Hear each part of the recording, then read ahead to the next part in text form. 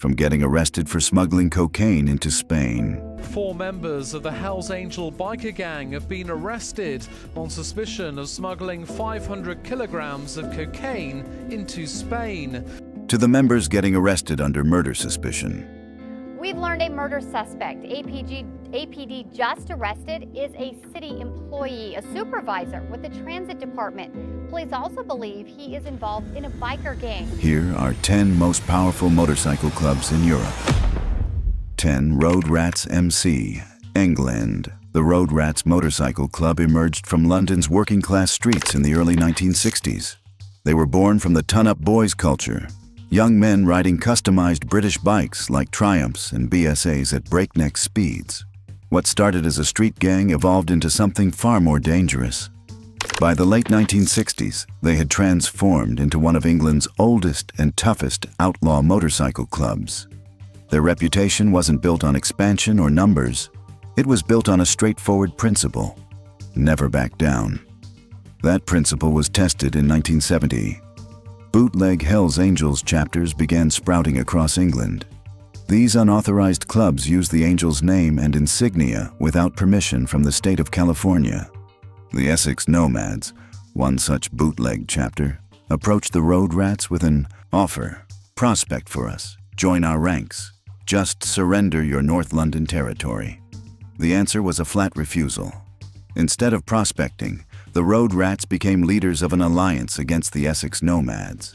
They rallied the Nightingales, Windsors, and Jokers to stand against the upstarts.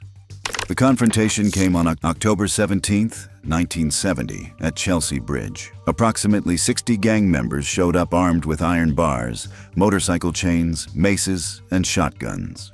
The violence erupted quickly. Road Rats president Paul Lutman pulled out a shotgun and fired, hitting Essex Nomads member Peter Allen Ginger Pete Howson in the stomach. Howson survived. But something else happened in that chaos. Someone stole the colors from 2 visiting members of the legitimate Zurich Hells Angels chapter who happened to be present. That theft changed everything. Word reached Sonny Barger, the international president of the Hells Angels in California. He sent 2 enforcers to England to investigate. The question wasn't whether the Road Rats would be punished. The question was whether the official London Hells Angels chapter would lose its charter for failing to control the situation. On November 2, 1971, 16 bikers were sentenced at the Old Bailey. Lutman was acquitted of attempted murder but convicted of wounding with intent, firearm possession, and possession of offensive weapons. 12 years in prison. The incident sparked a decades-long feud between the Road Rats and the Hells Angels. 13 years later, the violence continued. On September 19, 1983, the Windsor Hells Angels chapter sponsored a motorcycle event in Cookham. A fight broke out in a queue where bikers were lining up a woman. 6 Road Rats found themselves outnumbered 4-1 against 24 members of Satan's Slaves Manchester chapter. The brawl exploded. Axes, knives, chains, baseball bats, shotguns. Michael Harrison and Colin Hunting, both Road Rats, were stabbed to death. But the remaining 4 didn't retreat. They herded 2 Satan's slaves into a barn and set it on fire. When it was over, the bodies of the 2 dead Road Rats were dumped at local hospitals. Police arrested 46 men and 5 women. A Satan's Slaves member was among 11 bikers who received a combined 55 years in prison. The Road Rats crossed another line in 1989. Hastings was supposed to be neutral territory. An agreement among motorcycle gangs meant no club could settle scores there. On May 27th, outside the Carlisle pub on the Hastings seafront, Road Rats member Patrick Baby Rat Boyle shot and killed Bruno Brewer Tesaro, president of the Birmingham-based Cycle Tramps. 1 bullet. The agreement was shattered. Boyle was sentenced to life imprisonment on March 28, 1990. He later committed suicide in prison. The Road Rats never expanded beyond London. No international chapters. No spread to other cities. Just one patch with a rat in red, orange, and yellow. And one rocker that supposedly no other club dares to wear. London. For 6 decades, they've held their ground. Not through diplomacy, not through expansion, through sheer refusal to surrender. They've fallen out with nearly every motorcycle club in the UK. The Hells Angels, the Satan's Slaves, the Cycle Tramps. The list goes on. But the Road Rats are still there. Still riding, still holding North London, one of England's oldest and toughest motorcycle clubs, built on the simple principle that got them into every fight they've ever been in. Never back down. Number 9, Satan's Slaves MC, England. In 1966, a motorcycle club was founded in Shipley, a working-class town in West Yorkshire. 6 decades later, they would become one of the UK's largest outlaw clubs with 29 chapters across England and Germany. The Satan's Slaves didn't build their reputation through numbers. They built it through violence.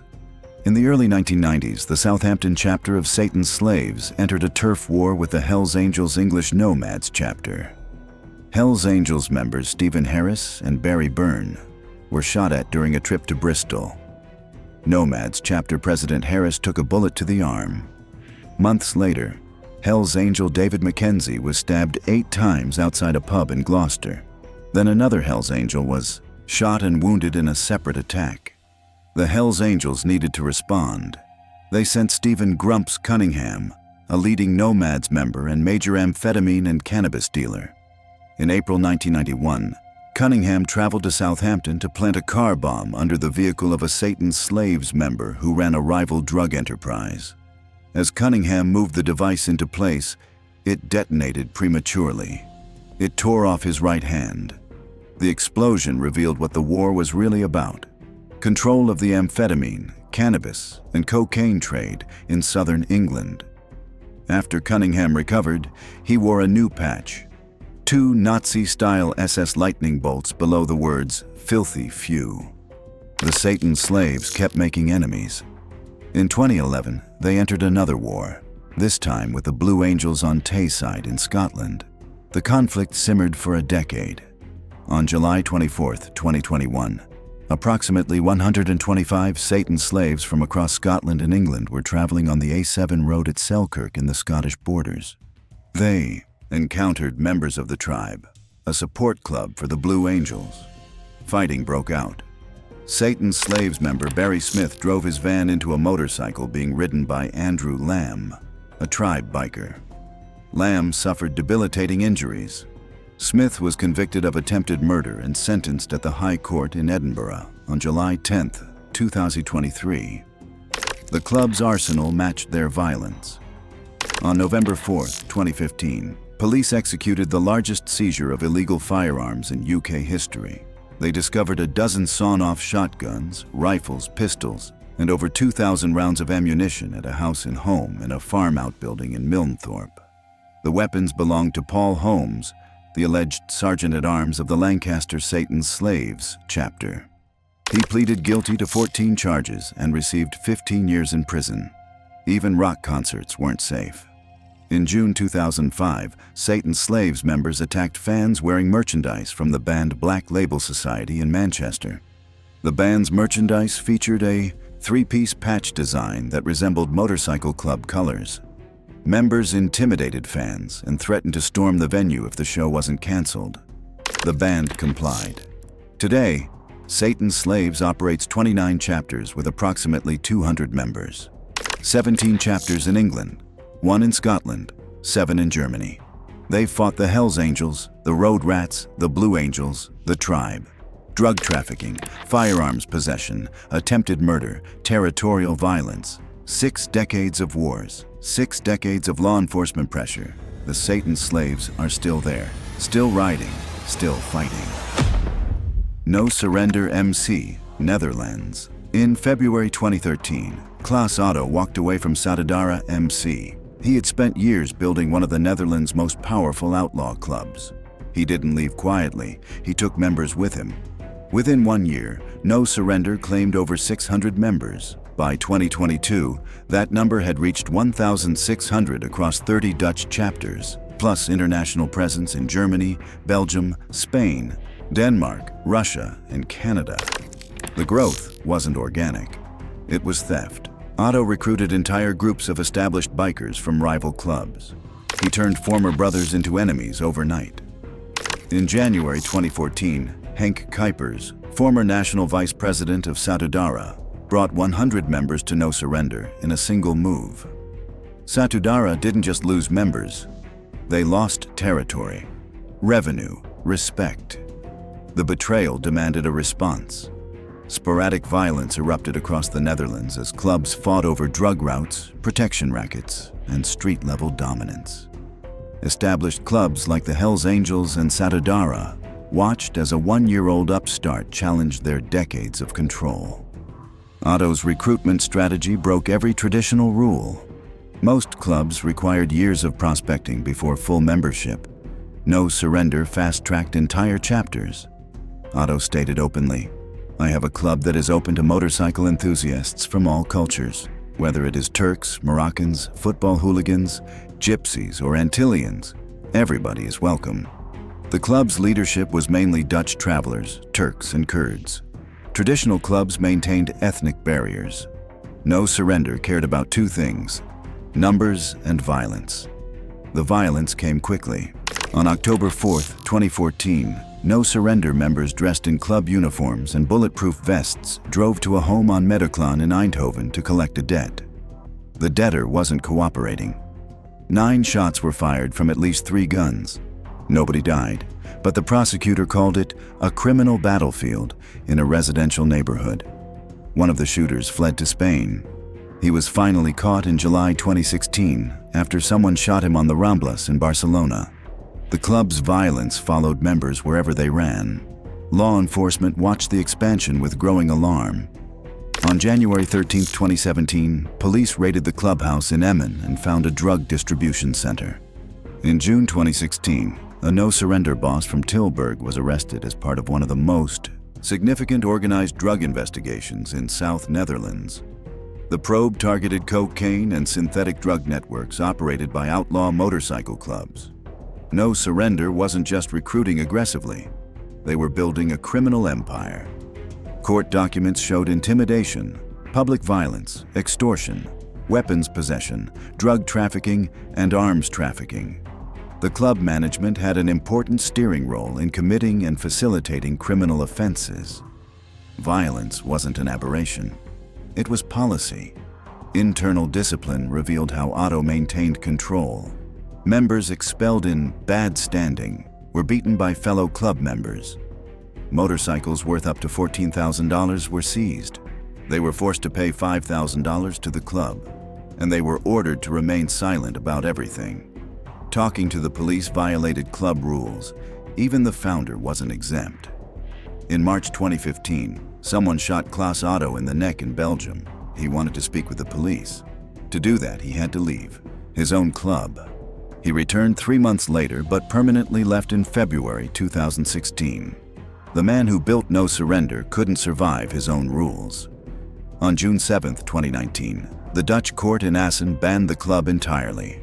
The court found a large number of members are or have been structurally involved in numerous serious crimes, and that a culture of violence within the club endangers society and the rule of law. No Surrender became the 4th outlaw motorcycle club banned in the Netherlands, joining Bandidos, Hells Angels, and Satudarah.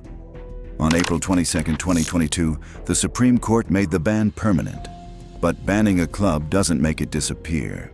International chapters in Russia, Denmark, Germany, Belgium, and Spain continued outside Dutch jurisdiction. Inside the Netherlands, former members fragmented into 84 smaller groups. A 2025 study by Erasmus University Rotterdam found the ban reduced public visibility, but had zero effect on actual criminal activity. Members still committed violence, drug crimes, and public order offenses at the same rate. The twist? Police reported the smaller groups were often more radical and violent than the original club. Klaas Otto stole members to build No Surrender. The government banned it to stop the violence. Neither plan worked out the way anyone expected. Otto lost control of his own creation, and the ban just scattered the violence across 84 new groups. Some problems don't have solutions, just consequences. Number 7. Mongols MC Europe. The Mongols Motorcycle Club had a plan. Expand into Europe. Challenge the Hells Angels. Build an empire across the Atlantic. It didn't work out that way. The club pushed into Europe in the 2000s, establishing chapters in Germany, England, Belgium, France, Italy, and the Netherlands. Unlike their Hispanic and Native American base in the United States, the European Mongols recruited primarily from Arab and Kurdish communities in Germany. By the early 2010s, the expansion looked promising. Multiple countries, growing membership.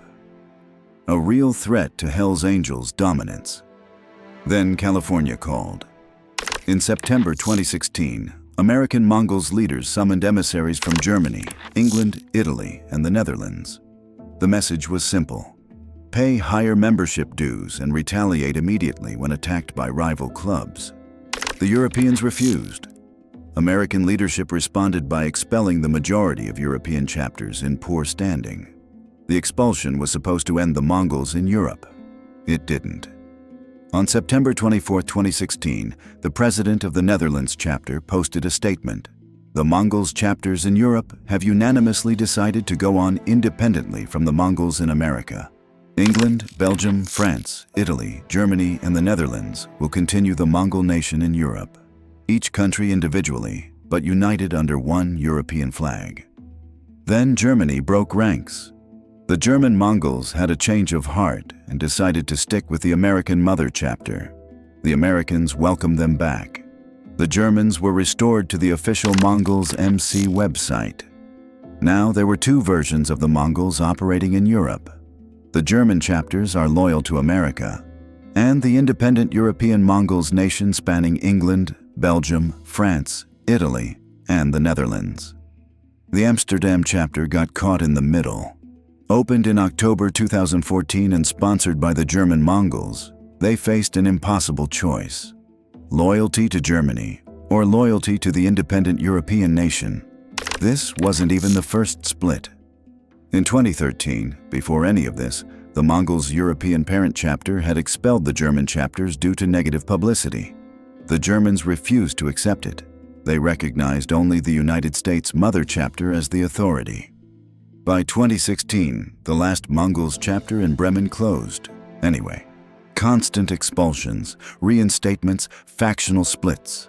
Clubs that had spent years building their presence found themselves caught between competing authorities. And while the Mongols fought among themselves, their rivals took advantage. On April 7, 2016, Mongols and Hells Angels clashed in a mass brawl at the Van der Valk Hotel Bar in Rotterdam. Gunfire erupted. One biker took a bullet to the leg. Police called it a miracle that no hotel staff or guests were hit.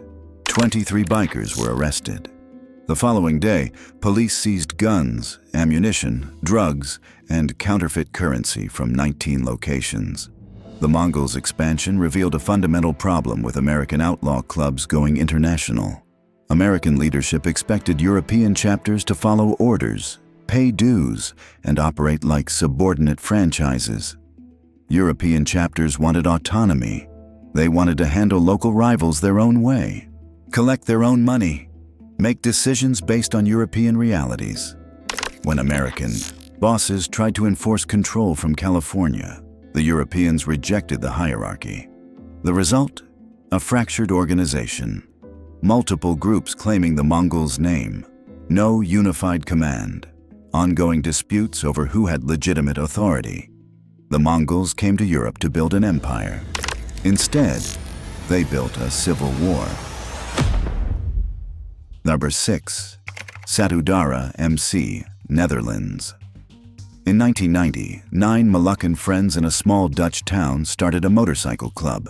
They had no idea they would build an empire that would terrify even the Hells Angels. Satudarah MC was founded in Moordrecht, South Holland. The name Satudarah means one blood. In Indonesian Malay, the founders were immigrants or children of immigrants from the Moluccas, a former Dutch colony now part of Indonesia. They called themselves heirs of the Moluccan warriors and put an Alfur warrior on their logo.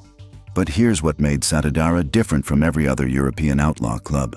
They didn't care about race. Unlike most motorcycle clubs that maintained strict ethnic requirements, Satudarah welcomed everyone. Dutch, Surinamese, Turkish, Kurdish. The only thing they cared about was violence, and they built a reputation for being more ruthless than even the Hells Angels in the Netherlands. The club expanded rapidly. By 2018, Satudarah had 44 chapters throughout the Netherlands. 60% of their chapters were based outside the Netherlands. That kind of growth creates enemies. In 2011, Satudarah was expelled from the Council of Eight, a consultative body of major motorcycle clubs in the Netherlands intended to promote cooperation. The expulsion destroyed what little peace existed among Dutch outlaw clubs. Distrust replaced solidarity. A war mentality took over. In 2013, the club pushed into Denmark. They opened a chapter in Bagsværd near Copenhagen. The Gladsaxe municipality immediately tried to shut them down, citing over 500,000 kroner in unpaid property taxes. The owner paid up. The club stayed. 6 months later, the municipality tried again, proposing to build a truck turnaround where the clubhouse stood. That failed too. Satudarah had established a foothold in Scandinavia. They recruited former members of Verebro's Horde Kerna, Hells Angels, and Black Cobra. They called themselves Satudarah MC Northside. On the night of February 22, 2014, Satudarah and Hells Angels members clashed at Lions and Barrels sports bar in Copenhagen.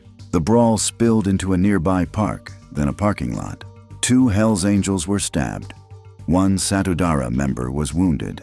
Then gunfire erupted. Police called it a miracle that no one died. 28 people were arrested. Less than a week later, the Bandidos brokered a peace deal between Satudarah and the Angels. The peace didn't last. In 2017, 3 leading Satudarah members in the Netherlands were convicted of large-scale cocaine trafficking. Sentences ranged from 24 to 36 months. Court documents revealed this wasn't individual criminals who happened to ride motorcycles. The Dutch government had seen enough. On June 18, 2018, the court in The Hague banned Satudarah MC and 2 support organizations. The ruling cited structural criminality, orchestrated violence, witness intimidation, enforcement of silence codes, and extortion of resigning members. Members expelled in bad standing faced beatings, had motorcycles seized, and were forced to pay thousands of euros. They were ordered to stay silent about what happened. In June 2019, the appeal court upheld the decision. In November 2020, the Supreme Court made the ban permanent. Other countries followed. In 2014, Swedish authorities arrested every member of the Satudarah chapter for weapons and drug offenses. The entire chapter was disbanded. In February 2015, Germany banned the club nationwide. In 2022, the Swedish chapter's leader was shot dead at the Emporia shopping mall in Malmö. The chapter dissolved. Norway banned Satudarah in 2024. The Supreme Court ruled the club was primarily a criminal organization and only secondarily a motorcycle club. They cited a 2023 shooting outside the National Theatre in Oslo and a stabbing at a nightclub in Lillestrøm. In Denmark, the local chapter dissolved in May 2023 and rebranded as Comanches MC. New name, same members, and that's the irony of it all. A 2025 study by the Netherlands Institute for the Study of Crime and Law Enforcement found the bans reduced public visibility. Fewer rideouts, fewer public events, no more clubhouses, but zero reduction in actual criminal activity. Members are still committed to organized crime, violence, and drug trafficking at the same rate. They just didn't wear patches anymore.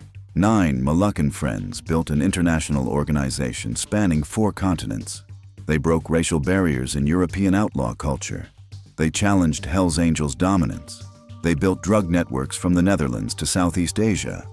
And when governments banned them, they adapted. New names, smaller groups, same crimes. Court orders don't stop criminals, they just make them harder to identify. 5 Blue Angels MC, Scotland. In 1963, 2 men walked into a Glasgow coffee bar and started a motorcycle club. 6 decades later, That club would become the reason Scotland has no Hells Angels. The Blue Angels Motorcycle Club was founded in the Maryhill area of Glasgow by Alan Morrison and Billy Stone Gordon. The name comes from the blue of the Scottish saltire, though the club later claimed blue stood for something else entirely. Bastards, lunatics, undesirables, and eccentrics. They are the oldest outlaw motorcycle club in Europe. The Blue Angels emerged from Glasgow's brutal gang culture of the 1960s. Mod gangs like the Maryhill Fleet, Calton Tongs, and Gorbals Cumbie were carving out territory, running protection rackets, she-beans, and prostitution. The Blue Angels built their reputation the only way that mattered in Glasgow, through violence. Members were slashed and stabbed in battles with the Maryhill Fleet. But the club's penchant for brutality attracted recruits. Groups like the Garthamlock Blackhawks and the Roadburners joined up. Slogans started appearing on Glasgow's walls, hill roads, and mountain passes. Blue Angels OK and Blue Angels best in the West. In 1970, the club expanded into England with chapters in Leeds and Sheffield. A London chapter opened but disbanded quickly. They formed an alliance with the Road Rats of London. Then came their defining moment, war with the Hells Angels. The Blue Angels fought the Angels in the 1970s, and they won. In 2007, club president Lenny the Lion Reynolds put it plainly, "We're proud of the fact that there isn't an American influence in Scotland. We fought the Hells Angels in the 1970s, which is why they don't have a chapter here." Scotland remains one of the few countries in Europe without a Hells Angels chapter. The Blue Angels made sure of that. The club continued expanding. In 1992, they patched over an independent Belgian club founded in Herzl in 1978. By 2018, the Blue Angels had 6 chapters in Scotland, 4 in England, 7 in Belgium, and 2 in Spain. Approximately 200 members in Scotland alone. But keeping territory means constant war. The Nomads MC formed in Aberdeen in 1966 and became the biggest club in North Scotland. Tensions exploded when the Blue Angels expanded into Aberdeenshire by patching over the Road Mutts and Tribe clubs.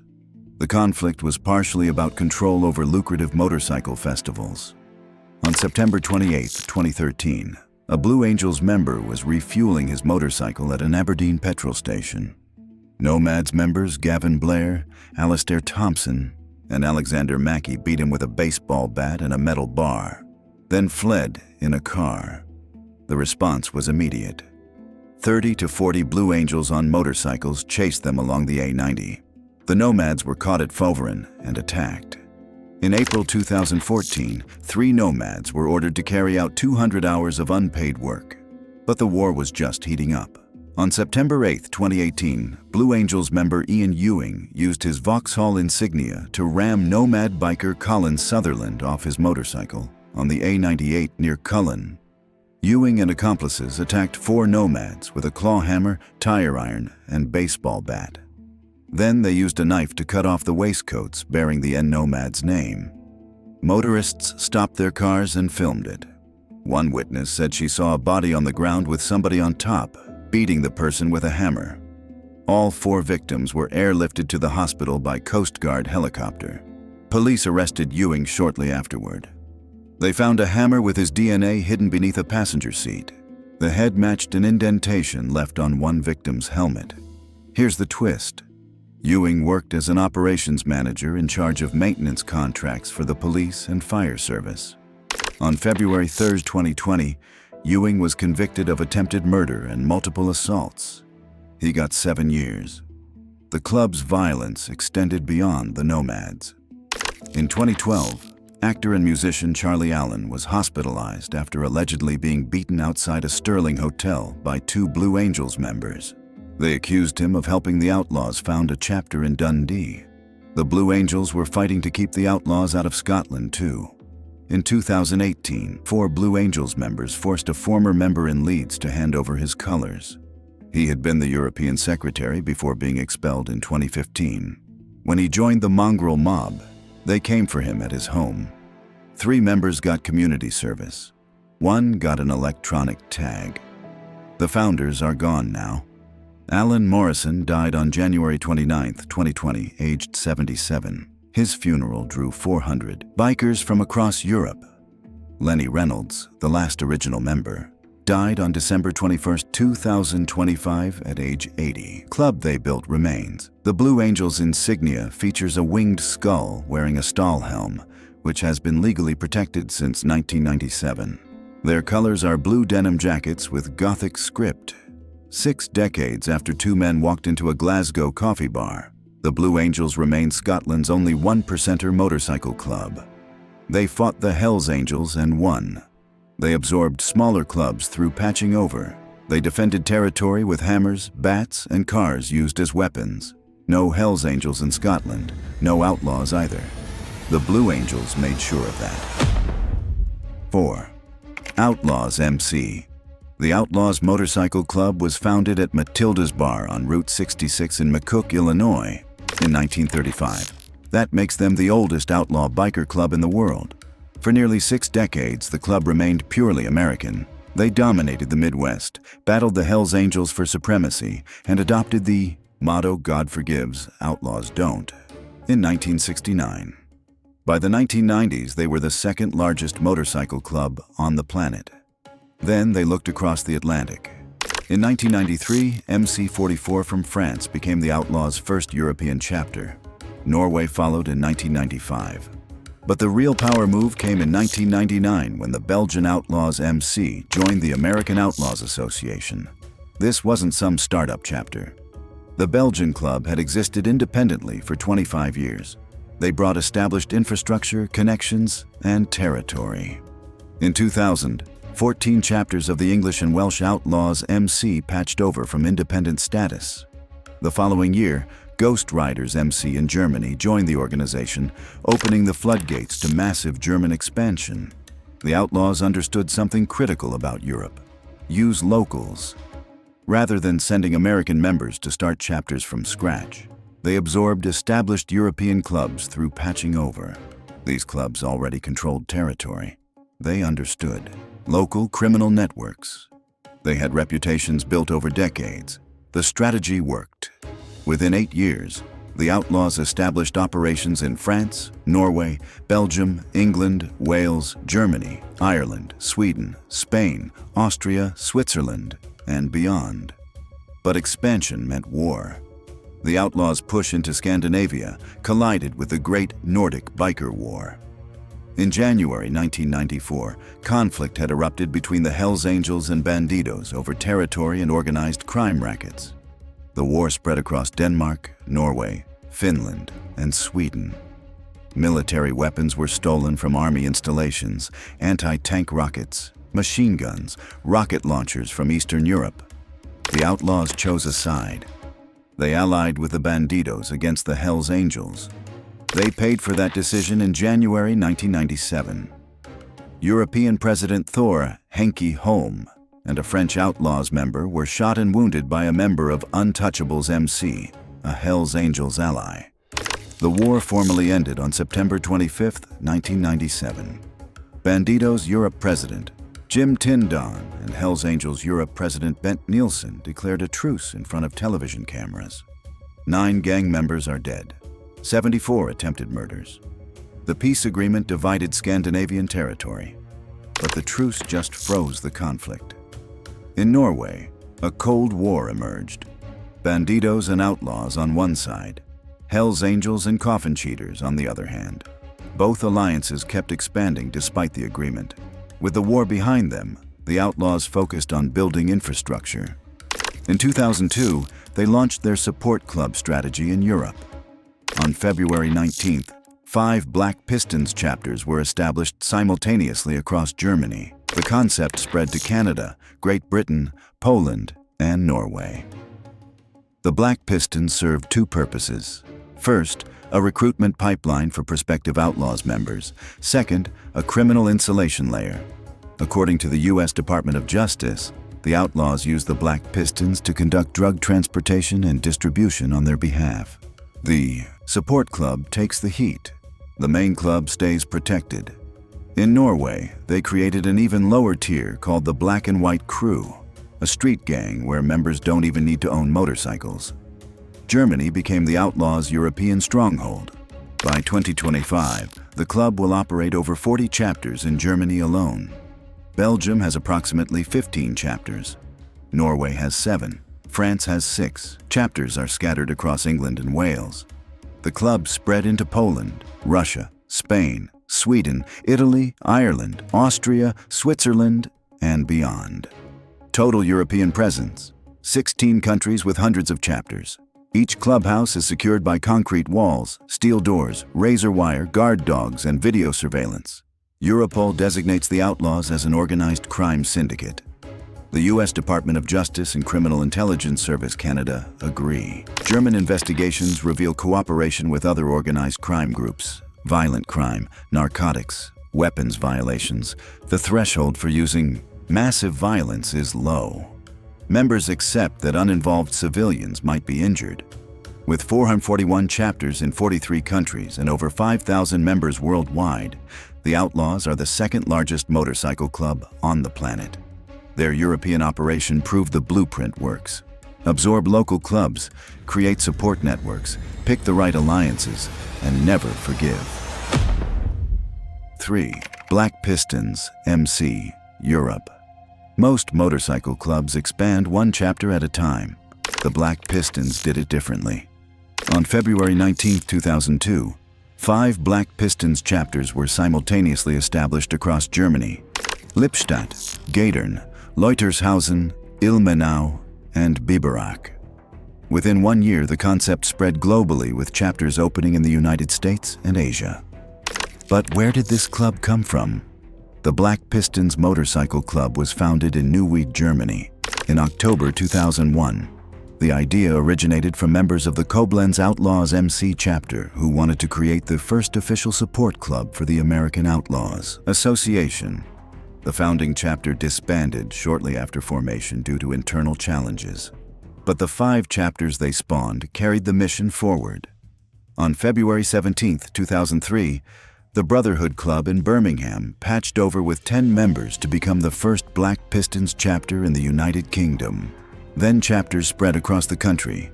Soon, most Outlaws chapters in England, Wales, and Scotland had an associated Black Pistons support club. But here's where it gets interesting. Over the next 3 to 4 years, many Black Pistons members stepped up to become full Outlaws. The support club was working exactly as intended. By 2007, only 3 members remained in the Cotswolds chapter. Then in 2009, those remaining members set about rebuilding.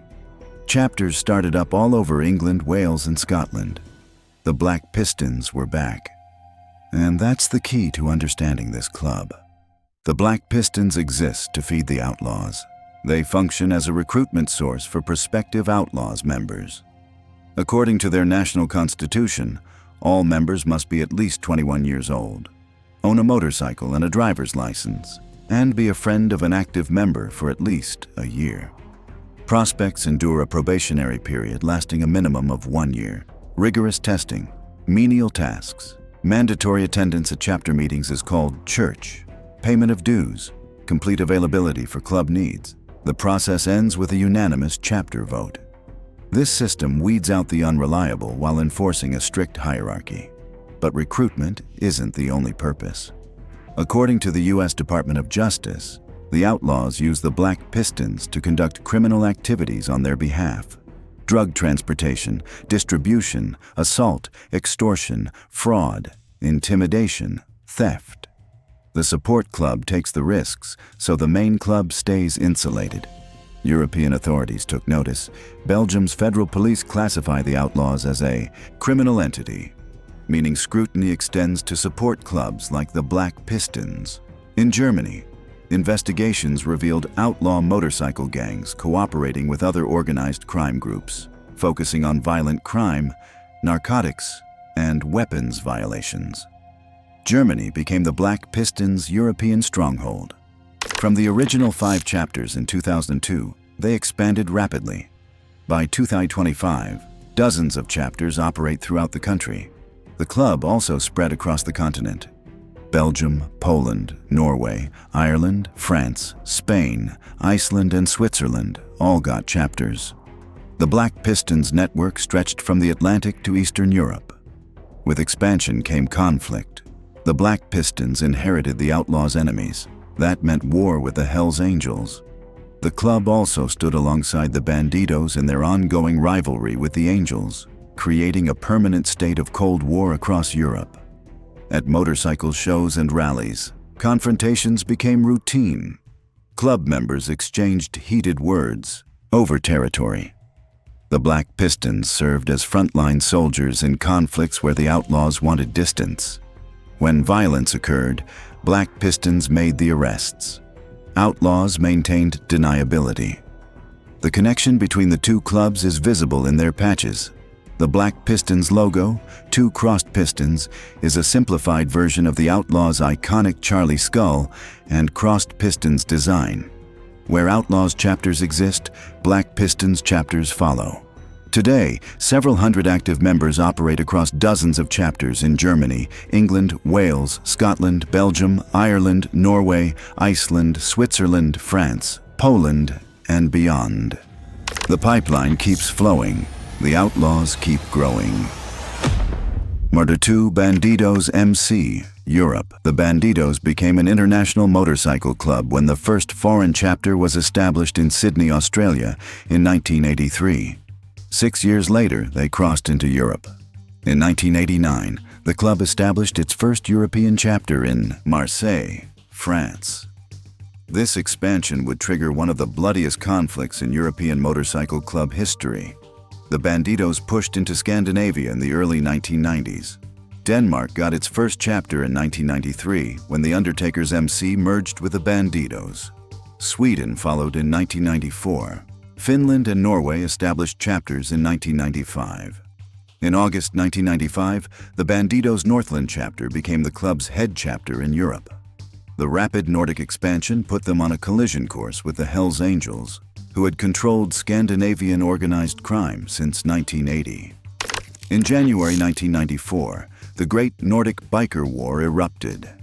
The Morbids MC joined forces with the Bandidos. The Outlaws MC followed in Norway. The war reached Denmark on December 26, 1995, when up to 10 Bandidos members attacked and severely beat 2 Hells Angels at a Copenhagen restaurant. The Angels answered on March 10, 1996. 6 of them ambushed a group of Bandidos at Kastrup Airport, killing chapter president Uffe Larsson. Bandidos weren't backing down. On April 17, 1996, the Hells Angels South Chapter Clubhouse in Snoldelev was hit with an anti-tank missile. The 14 members inside narrowly avoided serious injury, but it didn't stop there. In October 1996, 3 separate attacks targeted Hells Angels clubhouses. The third, an explosion in Malmö, wounded 12 civilian bystanders. 3 days later, an anti-tank rocket was fired at a Copenhagen clubhouse during a party, killing Hells Angels prospect Louis Linde Nielsen and guest Jana Krohn. Bandidos prospect Niels Poulsen was convicted and sentenced to life in prison. On October 30th, a car bomb exploded outside the Hells Angels clubhouse in Oslo. But where were these weapons coming from? Anti-tank missiles, rocket launchers, car bombs. This wasn't street gang warfare anymore. Between 1994 and 1997, there were at least 36 break-ins at Danish and Swedish army installations. Military-grade weapons were flowing into the hands of bikers on both sides. On June 4, 1997, a car bomb exploded outside the Bandidos clubhouse in Drammen, Norway. An innocent woman driving by was killed in the blast. 3 days later, Bandidos member Bjørn Gudmandsen was shot dead outside a restaurant in Liseleje, Denmark. The bloodshed had gone too far. On September 25, 1997, Bandidos Europe President Big Jim Tindon and Hells Angels Europe President Bent Blondie Nielsen stood before Danish television cameras. They announced a truce. The Great Nordic Biker War was over. The toll, 9 gang members killed and 74 attempted murders.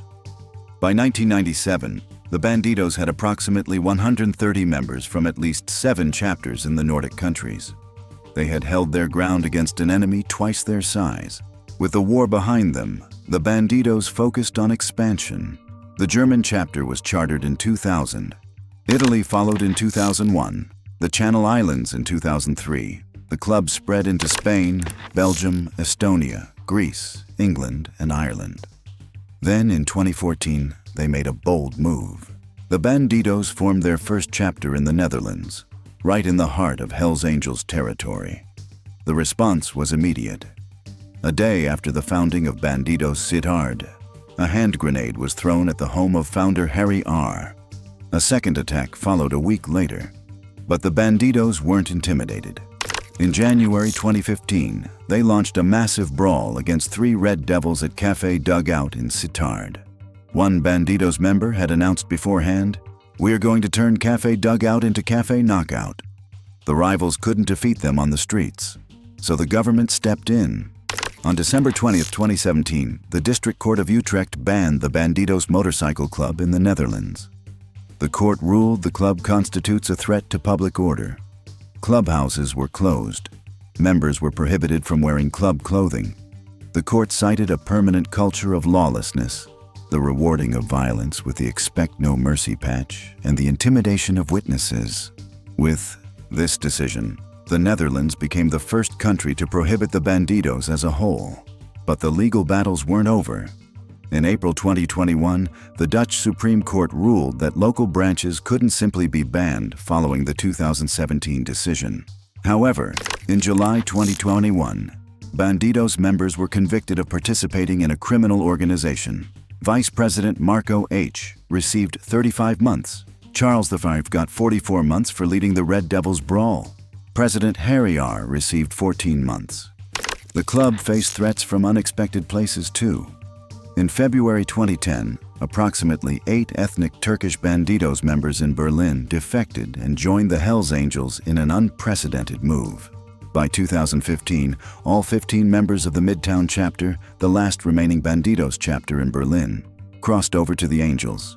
Their leader, Turkish ex-boxer Kadir P., known as Kadir Capone, took 70 members with him.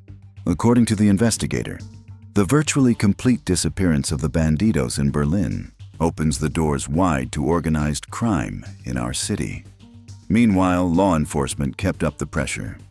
On October 20, 2021, the president of the Bandidos in Spain was arrested in Malaga. He was identified as the organizer of an 11,497 kilogram cocaine shipment hidden in scrap metal from South America. The shipment was seized at the port of Antwerp. A joint task force conducted 26 raids across Spain, Belgium, and the Netherlands. 13 people were arrested. By 2025, approximately 90 Bandidos chapters operate across Europe, spanning France, Denmark, Sweden, Finland, Norway, Germany, Italy, Spain, Belgium, Estonia, Greece, England, Ireland, and beyond. In 2007, European Bandidos split from the North and South American groups after disagreements about the club's direction. They now operate independently with their own organizational structure. Europol and the Australian Federal Police classify the Bandidos as a criminal organization. Law enforcement contends the club is responsible for drug dealing, arms trafficking, prostitution, extortion, money laundering, and murder. As for the Netherlands ban, research from Erasmus University Rotterdam in 2025 showed it reduced visibility but had zero effect on actual offenses. Members simply fragmented into smaller groups and continued operations underground. The patch may be banned, but the crime never stopped. Bar 1. Hells Angels MC. The Hells Angels Motorcycle Club was founded on March 17, 1948, in the Fontana, San Bernardino area of California. The club's name and insignia drew inspiration from the Hells Angels bomber squadron from World War II. The copyrighted Death Shed logo featuring a winged skull was designed by Frank Sadleek, past president of the San Francisco chapter. The club expanded throughout California in the 1950s and across the United States in the 1960s. On July 30, 1969, the first European Hells Angels charter was accepted in London, England, when George Harrison of the Beatles invited San Francisco Club members to establish chapters in South London and East London. On December 30th, 1980, the Hells Angels planted their flag in Scandinavia. Unionen MC from Copenhagen, a union of 4 local clubs dating from 1977, was patched over, becoming the first Danish chapter. But they weren't the only ones hungry for power. The Bullshit Motorcycle Club had settled in Copenhagen's Christiania and controlled the hashish trade. And they had no intention of bowing to the Angels. The war began in September 1983. For over 2 years, Bullshit and the Hells Angels tore through Copenhagen in what became known as the First Biker War. 8 Bullshit members were murdered, including 3 presidents. 1 Hells Angels member and 2 innocent people were killed. When police visited Bullshit's former clubhouse in 1986, they found a corpse buried beneath the floor. The Hells Angels had won, and now they set their sights on the rest of Scandinavia. On August 1st, 1992, they expanded into Norway following a patch over of the Rowdies biker gang in Trondheim. The Rowdies had spent close to 10 years as a Hells Angels support club, but they earned their colors just 2 weeks after carrying out a critical assignment, a July 1992 knife and chain attack that hospitalized several rival club members. The next stop was Sweden. On February 27, 1993, Dirty Dreggles of Malmö became Sweden's first Hells Angels chapter after vanquishing 2 other local clubs for the right to wear the colors. In Finland, the Overkill Gang of Helsinki became a Hells Angels hangaround club in 1992 through association with the Danish chapter. But all of this expansion was building towards something bigger. A storm was coming. It was January 1994, and the Hells Angels had a new threat on their horizon. The Great Nordic Biker War erupted when the Angels tried to prevent Morbids MC from growing into an established rival in Sweden. The Morbids made a dangerous move. They joined forces with the Bandidos. The Outlaws MC followed suit in Norway. The conflict arose from disputes over territory and organized crime rackets. Both sides wanted a monopoly over crime in their regions. The war spread across Denmark, Norway, Finland, and Sweden. And it wasn't limited to guns and knives. These gangs were willing to go to extreme lengths to find weapons. They targeted military installations. Between 1994 and 1997, there were at least 36 break-ins at Swedish Army and Danish Home Guard facilities. The haul was staggering. At least 16 Bofors anti-tank missiles, 10 machine guns, around 300 handguns, 67 fully automatic rifles, 205 rifles, hundreds of hand grenades and landmines, and 17 kilograms of explosives with detonators. The Hells Angels also obtained Russian and Yugoslavian rocket launchers from Eastern Europe. This was no longer a biker war. This was urban warfare. On March 10, 1996, 6 Hells Angels ambushed a group of Bandidos at Kastrup Airport in Copenhagen. When the smoke cleared, Bandidos Southside Chapter Syed, President Uffe Larsson, was dead, and 3 others were wounded. The 6 Angels were convicted and sentenced to a total of 53 years in prison.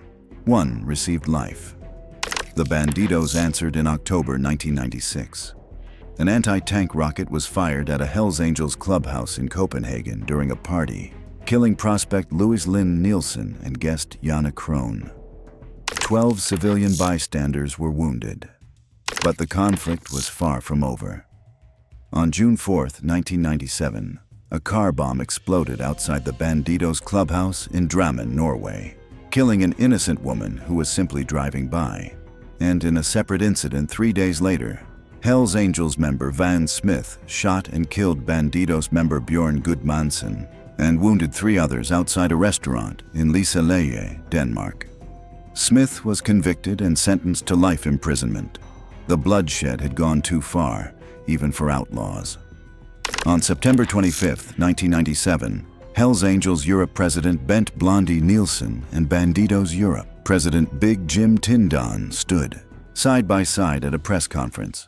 They announced a truce. The Great Nordic Biker War was officially over. The toll, 9 gang members killed and 74 attempted murders. By 1997, the Hells Angels had around 290 members from 15 chapters across Scandinavia. 85 in Sweden, 110 in Denmark, 70 in Norway, and 25 in Finland. Denmark had become home to the highest concentration of motorcycle gang members in Europe, possibly the world. But peace didn't mean retreat. Both clubs continued expanding. By 2005, the Hells Angels had formed 8 chapters in Denmark, 4 in Finland, 5 in Norway, and 6 in Sweden. But the Hells Angels weren't just focused on Scandinavia.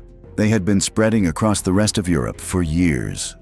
In Germany, the Stuttgart Charter was founded on December 4, 1981. The German Angels expanded throughout the country with dozens of chapters. In Belgium, a group of friends who liked bikes created MC Belgium in 1989. They became hang-arounds in 1995, prospects in 1996, and received full colors on July 15, 1997. Eastern Europe received its first charter in the new millennium. By 2025, there will be more than 250 charters across Europe, spanning Austria, Belgium, Croatia, Denmark, England, Finland, France, Germany, Greece, Holland, Hungary, Ireland, Italy, Norway, Poland, Portugal, Russia, Spain, Sweden, and beyond. To maintain this empire, the Angels built an extensive support network. The Red Devils Motorcycle Club, with chapters in nearly 20 countries, serves as their official support club. In Denmark, they formed AK-81. In Sweden, the Red and White Crew. In Norway, they control a network of support clubs filled with young males who don't even own motorcycles. These groups carry out crimes on the Angels' behalf, shielding the main club from scrutiny. But with power came attention, and law enforcement agencies started fighting back. Europol, the U.S. Department of Justice, the Criminal Intelligence Service Canada, and the Australian Federal Police all classify the Hells Angels as a criminal organization. They're considered one of the big 4 motorcycle gangs alongside the Pagans, Outlaws, and Bandidos. The charges against their members read like a criminal encyclopedia: drug dealing, trafficking in stolen goods, extortion, prostitution, violence, rape, and threats. In Norway alone, 120 members had been convicted 400 times by 2012. In Sweden, TV4 reported they had been convicted of 2,800 crimes, including 420 violent offenses. Then came the biggest blow yet. In 2009, the Netherlands tried to ban the Hells Angels entirely. But the Supreme Court ruled the evidence was insufficient. The Angels had dodged the bullet.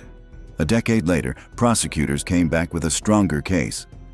On May 29, 2019, the Central Netherlands Court issued a historic ruling: a complete ban on the Hells Angels in the Netherlands.